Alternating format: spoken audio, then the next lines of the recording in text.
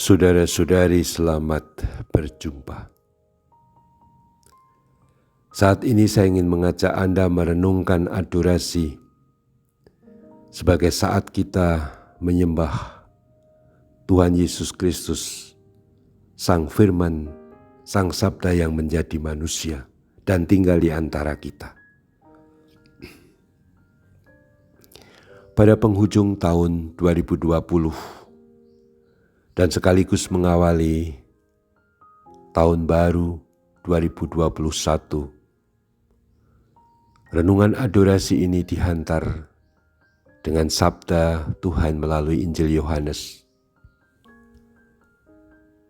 Dalam bab 1 ayat 14, di sana disebutkan firman itu telah menjadi manusia dan diam di antara kita, dan kita telah melihat kemuliaannya, yaitu kemuliaan yang diberikan kepadanya sebagai anak tunggal Bapa, penuh kasih dan kebenaran. Yesus Kristus adalah Sang Firman yang menjadi manusia dan berdiam tinggal di antara kita. Dan karenanya kita melihat kemuliaannya, kemuliaan dalam diri Yesus Kristus yang adalah anak tunggal Bapa, penuh kasih dan kebenaran. Sabda ini sangat kaya. Tidak hanya mau kita renungkan, tetapi ingin kita hayati dalam adorasi akhir tahun ini dan mengawali tahun baru 2021. Pilihan gereja atas Injil Yohanes bab 1 atau prolog Yohanes sebagai bacaan akhir tahun pasti bukan kebetulan. Sebab akhir tahun biasanya ditandai dengan macam-macam syukur, dengan macam-macam kesadaran untuk memuliakan Tuhan tentu saja melalui anugerah-anugerah yang kita terima selama 1 tahun, dalam hal ini tahun 2020. Tetapi jangan lupa,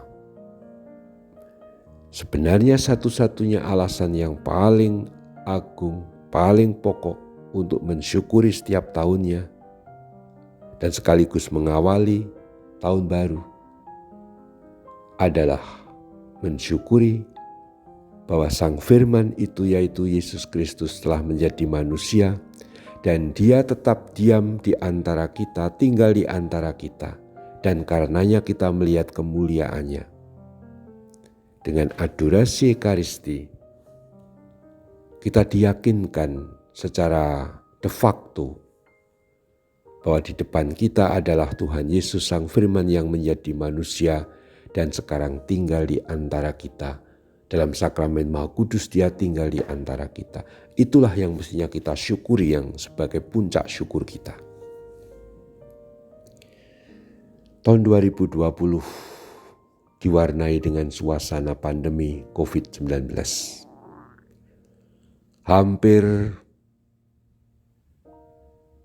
8 bulan atau malah 10 bulan sejak awal Maret kita berkutat dengan yang namanya protokol kesehatan, lalu berupaya bagaimana kita mengikuti protokol itu sebaik-baiknya supaya tidak tertular ataupun menulari orang lain. Dan kita sungguh ingin mengikuti anjuran dan permintaan pemerintah demi kebaikan bersama. Dan puji Tuhan, kita sampai saat ini bisa mengakhiri tahun 2020 sambil memandang dengan penuh harapan 2021. Sebab memiliki pengharapan, tetap memiliki keyakinan bahwa tahun yang akan datang 2021 ataupun sekarang kita juga menginjak tahun 2021 adalah tahun keselamatan, tahun saat Tuhan sungguh sebagai terang yang menyinari, seperti matahari pagi menyibak kegelapan di fajar menyingsing, yang membuat suasana menjadi lega, mencerahkan, menggembirakan, dan membuat kita bersuka cita. Dan itu kuncinya karena Dia Sang Allah, Sang Firman, Sang Sabda, Sang Putra itu menjadi manusia dan diam tinggal di antara kita. Adorasi menjadi saat kita diingatkan selalu bahwa Tuhan menyertai kita. Tahun boleh berganti, masa boleh berubah. Orang-orang yang hadir dalam hidup kita datang dan pergi. Semua atas kehendak Allah, sejarah bergulir. Tapi satu hal yang terus diwartakan oleh kitab suci dan tidak pernah berbeda dengan yang lain adalah bahwa Dia Tuhan Allah menyertai kita. Dan penyertaan Tuhan Allah itu, yaitu Bapa, telah menjadi istimewa dengan putranya Yesus Kristus, yang Sang Sabda yang menjadi manusia tinggal di antara kita. Dan dengan melihat Kristus, kita melihat kemuliaan Allah. Dan itu selalu diminiaturkan atau dijadikan kita bisa secara fokus utuh ketika kita memandang sakramen Maha Kudus, Tuhan Yesus Kristus yang hadir dalam sakramen Maha Kudus.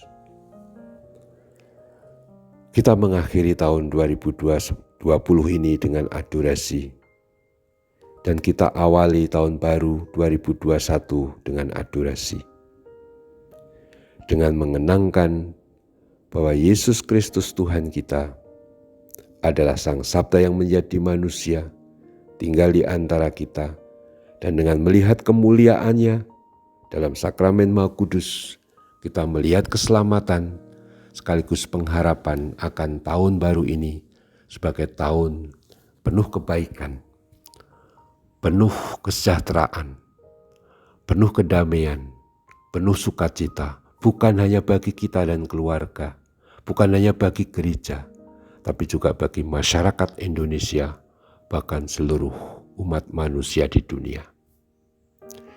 Kita doakan bukan hanya keluarga kita, gereja kita, tapi bangsa negara Indonesia.